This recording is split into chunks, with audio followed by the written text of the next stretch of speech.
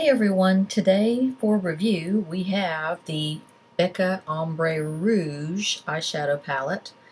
They came out with quite a while back, the Becca Ombre palette, and it was just nudes.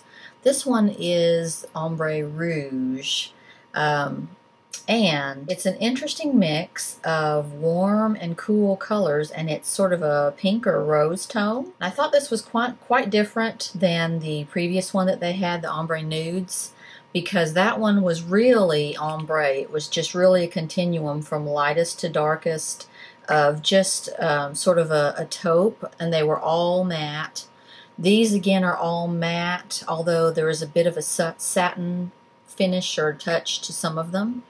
I have them on today, and I'll show you how I put those on. These are all very soft, all of them quite matte, except this pink here is a bit creamier. It almost has a satin matte finish, sort of a creamy matte finish. It's very hard to explain, but when you start to work with it, you can see that it has more of a creamy consistency maybe than the rest of them do. So I thought it was unusual to have pinks and rose colors and then have just this really warm color thrown in. This one's a little warm too, but this one is very warm. And that's what I thought was so unusual about it when I swatched it in the store.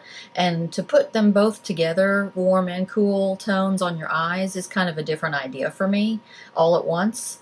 So I thought I would try that out, and here's what I did. So first of all, I dipped into this really pretty sort of soft pink.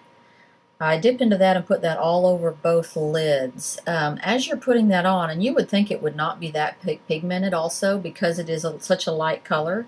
As you're putting that on, you can see that it is quite pigmented, and it's quite opaque, and it has sort of a creamier feel than maybe you were thinking, seeing that it looks matte in the package. And then, as sort of a background color, and just to define the crease a little bit, I put this unusual rust color right here in the crease. I put that on fairly light in the crease and sort of pulled it upwards as well to sort of blend it and put it in the crease at the same time.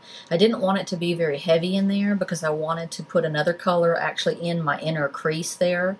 So I put the that warm tone on fairly light up there. Then I went back and put this middle color, the third color on the palette, in the actual inner crease, in the actual crease. It has a sort of a rose color to it. It's a very light brown rose.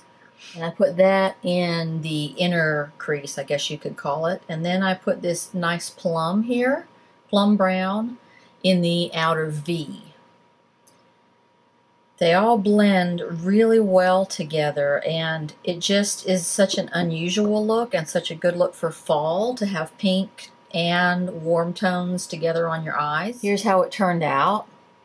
I think it's really unusual for fall, sort of to have this sort of pumpkin-y orange and then the pink and the rose tones all together. I did line underneath my eyes with the darkest, that plum brown, that plummy brown. So I really like this palette.